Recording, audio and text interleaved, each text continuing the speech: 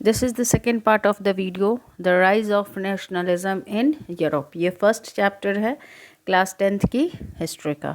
ठीक है, history book जो है आप लोगों की क्लास 10th की उसका फर्स्ट चैप्टर है. तो फर्स्ट पार्ट में हम लोगों ने इंट्रोडक्शन को डिस्कस कर चुके हैं, कर लिया है, और प्लेलिस्ट में सारे वीडियोस होंगे.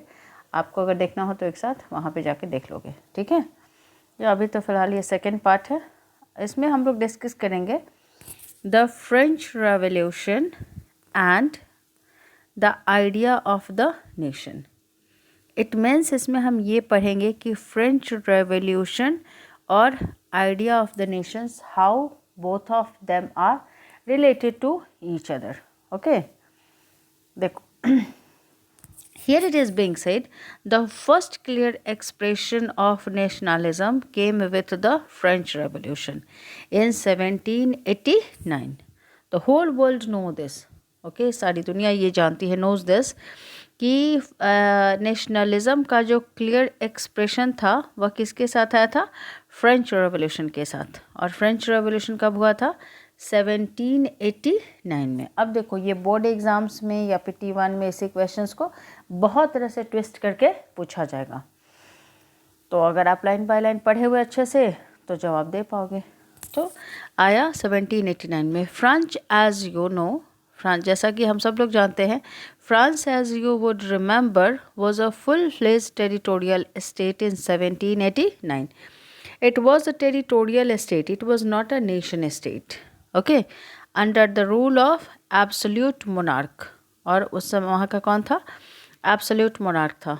इस चीज़ को याद रखना. Absolute से वर्ड बना absolutist, and which government is called absolutist या absolutist king, one who just exercise his powers without any restraint. तो फ्रांस जो था 1789 तक वो फुल फ्लेज टेरिटोरियल स्टेट्स था और एक एब्सोल्यूट मोनार्क था वहाँ का. The political and constitutional changes that came in the wake of the French revolution. लेकिन 1789 के बाद बहुत सारे चेंजेस हुए, कुछ पॉलिटिकल और कॉन्स्टिट्यूशनल.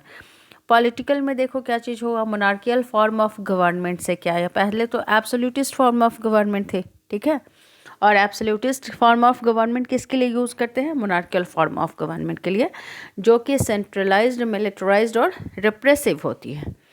तो 1789 के बाद यानी फ्रेंच रेवोल्यूशन के बाद पॉलिटिकल चेंज का मतलब क्या? तो मोनार्कियल फॉर्म ऑफ गवर्नमेंट वो हट गई. ठीक है, कॉन्स्टिट्यूशनल चेंजेस भी हुए that came in the wake of the French revolution led to the transfer of sovereignty from the monarchy to body of French citizens. तो 1789 के बाद क्या हुआ कि पहले जो पावर किसके हाथ में थी? मोनार्की के हाथ में. वो कहाँ चली गई? Body of French citizens. The revolution proclaimed, French revolution के बाद ही घोषणा कर दी गई, proclaimed, that it was the people who would henceforth constitute the nation and shape its destiny. Revolution, French revolution के बाद मोनार्कियल फॉर्म ऑफ गवर्नमेंट को हटा दिया गया, एब्सोल्यूटिस्ट फॉर्म ऑफ गवर्नमेंट को, और कहा गया कि अब जो भी फ्रांस का, ठीक है, फ्रांस के लोग वहाँ नेशन को बनाएंगे और इसके डेस्टिनी को शेप करेंगे. यानी सब कुछ French citizen means what? Parliamentary form, Republic form of government होगी. ठीक है, और वो लोग चुनेंगे और वो डिसाइड करेंगे कि फ्रांस में क्या होगा, कैसा होगा rule. From the very beginning, शुरुआत से ही क्या था? द फ्रेंच रेवोल्यूशनरी जो थे, revolutionaries introduce various measures and practices that could create a sense of collective identity amongst the French people. अब इसमें एक चीज़ बहुत अच्छे से याद रखना, ये क्वेश्चंस हमेशा पूछे जाते हैं. Sometimes in board exams, school में जो हम लोग का एग्ज़ाम होता है उसमें भी, और क्वेश्चन ऐसे रहेगा, the measures, what are the major और steps taken by the French revolutionaries. जो फ्रेंच रेवोल्यूशनरी कौन कौन से स्टेप्स या मेजर उपाय किए, किस लिए? To create a sense of collective identity amongst the French people, ताकि लोगों के बीच में कौन सी फीलिंग आए. ठीक है, कलेक्टिव आइडेंटिटी की फीलिंग आए. लोगों के बीच में, फ्रांस के लोगों के बीच में। लोगों को लगे कि नहीं हम सब लोग एक हैं, हम लोग शेयर करते हैं सेम क्या चीज़, डायनेस्टी, कल्चर, ये सब। तो तुमको एग्ज़ाम में आएगा कि मेंशन करो वेरियस मेजर्स और कौन कौन से स्टेप्स उन्होंने लिए कि लोगों के मन में ये फीलिंग आए कि हम सब लोग की आइडेंटिटी एक है। तो इसको कैसे लिखोगे, पॉइंट वाइज में आंसर लिखना। पहला तो क्या चीज़ लिखोगे, the ideas of la patrie and le citoyen emphasized the notions means idea of united community enjoying equal rights under a constitutions। यानी पहला क्या था, जितने भी फ्रेंच रेवोल्यूशनरी ने वो कौन कौन से तरीके अपनाए जिससे लोगों को लगे कि नहीं हम सब लोग एक हैं, हम लोगों की आइडेंटिटी एक है, पहचान एक है। ठीक है, तो पहला उसमें क्या आइडिया था, पहला स्टेप में लिखोगे the ideas of la patrie means fatherland and le citoyen. किस स्टेज पर उन लोगों ने ये लाए, और इसने एम्फेसाइज्ड किया कि हम लोग यूनाइटेड कम्युनिटी हैं, जो एक कॉन्स्टिट्यूशन के अंदर हम लोग क्या करेंगे, अपने राइट्स को एंजॉय करेंगे। ठीक है, फर्स्ट स्टेप।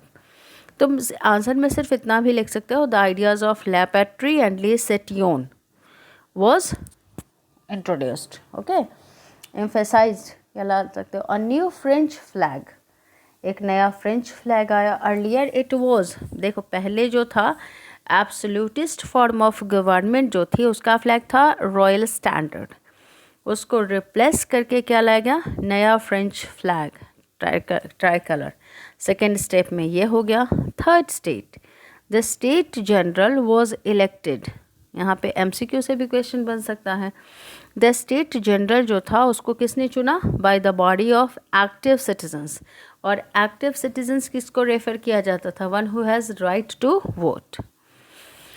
तो स्टेट जनरल का इलेक्शन हुआ और उसमें इलेक्ट करने का राइट किसको दिया गया, body of group of, body means group of active citizens, और स्टेट जनरल का नाम क्या रखा गया, नेशनल असेंबली। तो ये थर्ड पॉइंट हो गया तुम लोगों का। न्यू हिम्स वर कंपोज्ड, ओथ्स टेकन, नए नए हिम्स कंपोज किए गए, ओथ्स लिए गए, एंड मार्टर्स कॉमेमोरेटेड, उनको याद किया गया। ठीक है, सिर्फ किस लिए, कि लोगों को ये लगे कि नहीं ये देश हमारा है, अपने देश के प्रति लॉयल्टी, ठीक है, dedication, devotion, all in the name of the nation, और ये सब किस नाम पे किया गया, nation. A centralized administrative system was put in place, और उन लोगों ने फिर क्या उन्होंने कहा कि एक सेंट्रलाइज्ड एडमिनिस्ट्रेटिव सिस्टम होगा, यानी उसको हर कोई फॉलो करेंगे और उसी के हिसाब से पूरे देश का सिस्टम चलेगा। And it formulated in uniformal laws for all citizens within its territory. ठीक है, उसने कहा कि जो सेंट्रलाइज एडमिनिस्ट्रेटिव सिस्टम होगी वही जो लॉ चलाएगी लिखेगी वो सबके लिए होगा। ठीक है, internal custom duties and dues were abolished, जितने भी पहले देश के अंदर में ही बहुत सारे कस्टम ड्यूटीज़ थे, ड्यूज़, ये सबको ख़त्म किया गया। And uniform system of rates and measures was adapted. तो देखो ये सारी चीज़ें आ गई, तो अब सब जगह एक था, तो ऑब्वियसली ये फीलिंग क्या लाएगी कि हम सब लोग एक हैं। ठीक है, रीजनल डायलेक्ट्स वर डिस्करेज्ड, फिर क्या किया गया कि जो रीजनल लेवल पे जो डायलेक्ट्स, देखो लैंग्वेज और डायलेक्ट्स में फ़र्क होता है। डायलेक्ट्स बोली को बोलते हैं, डायलेक्ट्स में हो सकता है कि एक छोटे रीजन पे जो कम्युनिकेशन का जो आप भी जो आप लैंग्वेज यूज़ करते हो, इनफैक्ट उसको लैंग्वेज नहीं डायलेक्ट ही बोलेंगे, उसको बोला जाता है।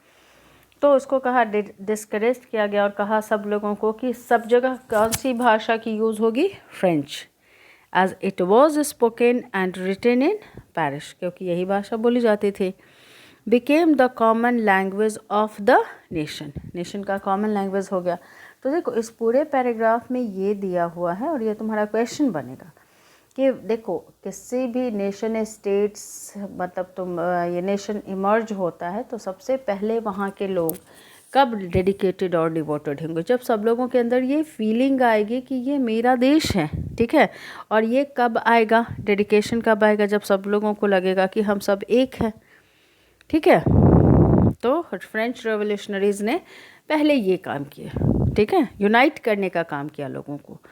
और यही चीज़ हमारे यहाँ हमारे देश में महात्मा गांधी ने किया था। दैट्स द रीज़न कि जब भी आज़ादी की बात आती है, there were so many people who sacrifice their lives, लेकिन नाम सबसे पहले किसका आता है? गांधी जी का, क्योंकि पहले उन्होंने यूनाइट करने का काम किया लोगों को। चलो, the revolutionaries further declared, revolutionaries में बाद में ये भी कहा, उन्होंने ये घोषणा की, the revolutionaries further declared that it was the mission, जो भी फ्रेंच रेवोल्यूशनरीज थे उन्होंने कहा कि ये मिशन है and the destiny of the French nation to liberate the people of Europe from despotism. देखो, फ्रेंच रेवोल्यूशनरी जो भी थे, जो एब्सोल्यूटिस्ट गवर्नमेंट के अगेंस्ट में थे, उनका कहना था कि डेस्पोटिज्म से सब लोगों को मुक्त करना है। ठीक है, that it was the mission and the destiny of the French nation to liberate the peoples of Europe from despotism. Despotism में भी वही रूलर हो गया जो अपने जिसके पावर पे कोई रिस्ट्रेंट्स नहीं रहता है। In other words, to help other peoples of Europe to become nations. इसको ये भी कहा जा सकता है कि सब जगह कहा कि नहीं, नेशन स्टेट्स, यूरोप के जो बाकी कंट्री होंगे वो भी क्या होंगे? Nation states. इसको देखो, शॉर्ट फॉर्म में तुमको याद रखना है। अगर सिंपली तुमको समझना है तो ये कह सकते हो कि all the country were just shifting from monarchial to constitutional form of government. ठीक है, अब देखो अब क्या हुआ।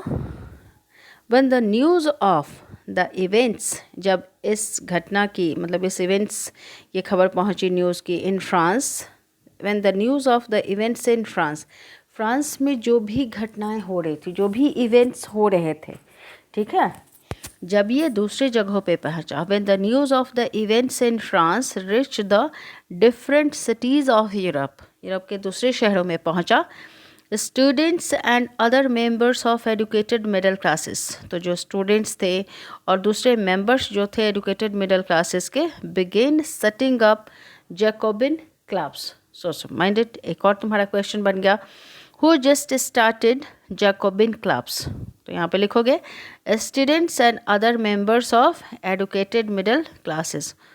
तुम्हारा एमसीक्यू में भी आ सकता है, ठीक है, ऑब्जेक्टिव में भी आ सकता है कि who just set up या who started setting up Jacobin clubs। तो आंसर में क्या लिखोगे? Students and other members of educated middle classes. अब आगे हम लोग पढ़ेंगे कि what was the objective of जिस clubs. C,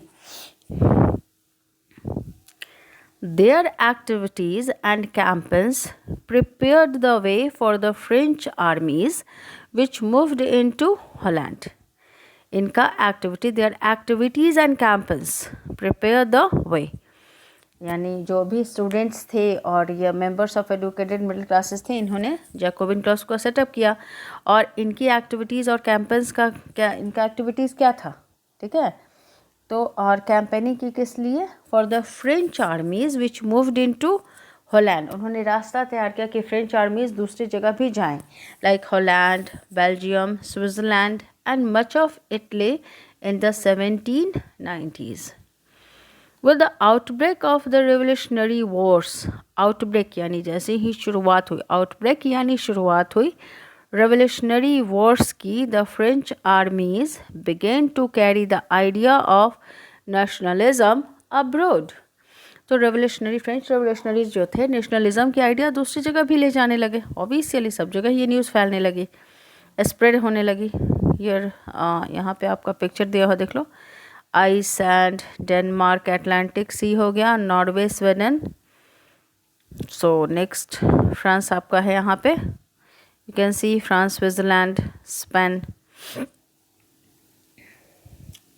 with in the wide swathe of territories, देखो within the wide swathe of territory, मतलब पूरा जो टेरिटरी फैला हुआ था, that came under his control, जो किसके कंट्रोल में आया? नेपोलियन के कंट्रोल में आया।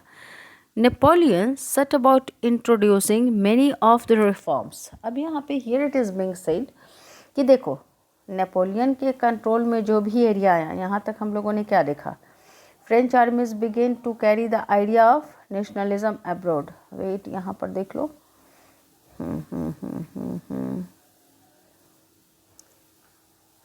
नाउ इट्स, देखो, so here it is being said, तो नेपोलियन, जो भी नेपोलियन के कंट्रोल में जो भी थे territories, Napoleon set about introducing many of the reforms. Napoleon ने क्या किया, बहुत सारे रिफॉर्म्स उन कंट्रीज़ या उन एरिया में लाए जो उसके कंट्रोल में था। रिफॉर्म्स, देखो रिफॉर्म्स वर्ड कब यूज़ करते हैं, जहाँ पर कोई चीज़ एविल्स है या कोई भी चीज़ ख़राब है जिससे लोगों को असुविधा हो रही है, उसको सही करना। तो Napoleon set about introducing many of the reforms that he had already introduced in France, जो कि ऑलरेडी वो फ्रांस में इंट्रोड्यूस कर चुका था। तो फ्रांस में इंट्रोड्यूस करने के बाद बाकी के जो टेरिटरीज़ उसके कंट्रोल में थे, तो उसने वहाँ भी ये शुरू कर दिया, ठीक है, इंट्रोड्यूस करना। Through a return to monarchy, Napoleon had no doubt destroyed democracy in France. अब देखो एक चीज़ और जान लो, सिंस नेपोलियन फिर से मोनार्की की तरफ आया था, याद है पहले monarchial form of government French revolution के बाद फिर हुआ कॉन्स्टिट्यूशनल आया लोगों का, उसके बाद फिर ये नेपोलियन ने क्या लाया, मोनार्की की तरफ लौटा। तो here it is being said कि through a return to monarchy, यानी नेपोलियन ने जब दोबारा वो फिर मोनार्की की तरफ आया था, तो इसमें कोई शक नहीं है कि उसने डेमोक्रेसी को डिस्ट्रॉय कर दिया था, ख़त्म कर दिया था फ्रांस में। But in the administrative field, लेकिन एक चीज़ याद रखना, हो सकता है कि नेपोलियन ने डेमोक्रेसी को डिस्ट्रॉय किया हो, but in the administrative field, लेकिन जहाँ तक शासन की बात है तो एडमिनिस्ट्रेटिव फील्ड में ही हैड इनकॉर्पोरेटेड यानी उसने शामिल किया इनकॉर्पोरेटेड रेवोल्यूशनरी प्रिंसिपल्स, बहुत सारे ऐसे प्रिंसिपल्स लाए, आइडियल्स लाए, जो बहुत बड़ा चेंज लेके आए, revolutionary principles, in order to make the whole system more rational and efficient. So always keep in mind, अगर नेपोलियन के बारे में आप पढ़ रहे हैं तो इट्स ओके, इट्स फाइन कि he just destroyed democracy, but at the same time उसने इतने सारे रिफॉर्म्स लाए, ठीक है, जो काफ़ी रेशनल थे, रेशनल और एफिशिएंट थे, रेशनल भी थे, एफिशिएंट भी थे, सही थे। और उसके इस रिफॉर्म्स को क्या बोला जाता है, द सिविल कोड ऑफ 1804, 1804, इसको नॉट भी पढ़ सकते हो। तो उसको नेपोलियन ने जो रिफॉर्म्स लाए थे उसको कहा गया द सिविल कोड ऑफ 1804। इससे भी तुम्हारा क्वेश्चन आएगा, सिविल कोड को डिफाइन करने के लिए आएगा कि what was the civil code of 1804 या मेंशन द प्रोविजंस। तो उसमें आगे सब यहाँ पर जो दिया हुआ है वही होगा। इसमें एक क्वेश्चन और आता है कि civil code of 1804 is also known as, usually known as the Napoleonic code. अब इसमें आगे पढ़ो कि इस नेपोलियनिक कोड में क्या क्या हुआ, नेपोलियन ने क्या किया। फर्स्ट पॉइंट इसमें ऐसे लिखोगे, following are the provisions, following are the reforms of Napoleonic code या फिर सिविल कोड ऑफ 1804। तो सिविल कोड या Napoleonic code did away with all privileges. पहला काम नेपोलियन ने क्या किया कि प्रिविलेजेस यानी स्पेशल राइट्स मिले होते थे पहले कुछ लोगों को जन्म के आधार पर, बर्थ के बेसिस पे। प्रिविलेजेस में हो सकता है कि उसको ये हो कि वो टैक्स नहीं पे करेगा और भी बहुत सारी फैसिलिटीज़। तो नेपोलियन ने कहा कि नहीं, now it won't be given, did away मतलब ख़त्म किया, with all privileges based on birth, first point. Second, established equality before the law. उसने क्या किया, सब लोगों के लिए कहा कि लॉ के सामने हर कोई इक्वल है। And secure the right to property, second point. या फिर इसको एक ही पॉइंट में लिखना, Napoleonic code did away with all privileges based on birth. तो देखो जब प्रिविलेजेस आप ख़त्म करोगे तो इक्वलिटी ऑब्वियसली लाओगे, ठीक है। और इक्वलिटी में क्या हुआ, right to property. Second point, this code was exported to the regions under French control. तो ये सारे कोड कहाँ पे भी ले जाएगा जो फ्रेंच कंट्रोल में थे, in the Dutch Republic, in Switzerland, in Italy and Germany, ठीक है। कहाँ कहाँ पे ले जाएगा, अगर क्वेश्चन पूछेगा तो लिखोगे this code was exported to the regions under French control, in the Dutch Republic, in Switzerland, in Italy and Germany. अब सेकेंड पॉइंट, फर्स्ट में ये लिखोगे did away with all privileges based on birth. Next, Napoleon simplified administrative divisions. दूसरा में क्या point होगा, it Napoleonic code just simplified, जो भी एडमिनिस्ट्रेटिव डिवीज़न थे, जो शासन के तरीके थे, उसको पहले बहुत कॉम्प्लेक्स थे, उसने इसको आसान बनाया। Abolish the feudal system, feudal system को ख़त्म किया। And freed peasants from serfdom, serfdom से भी लोगों को निकाला। And manorial dues, manorial dues जो थे in the towns too guild restrictions were removed. Guild restrictions यानी व्यापारी वर्ग पे जो व्यापार करते थे उन पे कुछ रेस्ट्रिक्शंस थे, ठीक है, उसको भी इसने हटा दिया। Transport and communication systems were improved, ये भी इम्प्रूव किए गए। रास्ते सही होंगे तो ज़्यादा अच्छा होगा, व्यापार अच्छा होगा। Peasants, artisans, workers and new businessman, तो इन सारे रिफॉर्म से क्या हुआ, इन लोगों को एक नई आज़ादी का इन लोगों ने फील किया, ठीक है। Enjoy a new found freedom, लोगों को नई फ्रीडम मिले। देखो, लेकिन ये ज़्यादा समय तक नहीं चलने वाली है, आगे देखते हैं। Businessman and small scale producers of goods, जो बिजनेसमैन थे या स्मॉल स्केल प्रोड्यूसर्स थे, जो बहुत ज़्यादा सामान प्रोड्यूस नहीं करते थे, in particular began to realise that uniform laws, उनको ऐसा लगने लगा कि जो यूनिफॉर्म लॉज आया है, standardised weights and measures and a common national currency would facilitate the movements and exchange of goods, उन लोगों को लगा ये तो बहुत अच्छा होगा। अब उनको बार बार, पहले क्या होता था, टेरिटरी वाइज उनको करेंसी चेंज करनी पड़ती थी, मेजरमेंट अलग अलग होता था। नेपोलियन ने सबको एक कर दिया, ठीक है, सब जगह के लिए ऑलमोस्ट ये यूनिफॉर्म, तो इनको बहुत अच्छा लगा कि अब इनके फैसिलिटेट, मतलब आसान हो जाएगा काम। And capital from one region to another, सामान ले जा पाएंगे, exchange of goods and capital. But here it is being said that however in the areas conquered, लेकिन यहाँ पे कह रहे हैं कि जो भी एरिया जीते गए थे, the reactions of the local populations to French rule were mixed, जो भी एरिया जीते, किसने, नेपोलियन ने, तो वहाँ की जो पॉपुलेशन थी उन सबका रिएक्शन अलग अलग था, मिक्स था। देखो क्या था, कुछ लोग खुश थे, कुछ लोग का क्या कहना है। Initially in many places such as Holland and Switzerland as well as in certain cities like Brussels, Manch, Milan, Warsaw, the French armies were welcomed as harbingers of liberty.